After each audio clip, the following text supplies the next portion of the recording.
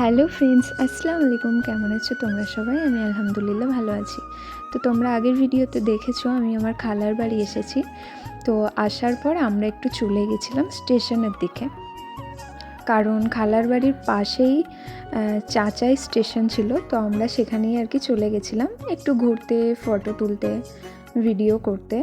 তো ওই জন্যই আর কি চলে গেছিলাম। আর এই দেখো আমরা এখন চলে এসেছি চাচাই স্টেশনে।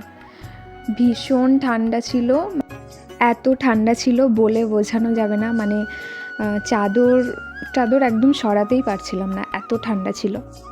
তারপর একটা ট্রেন চলে এসেছিলো, আর তারপর আমরা বাড়ির দিকে চলে এলাম আর কি। মানে অনেকটাই রাত হয়ে গেছিলো।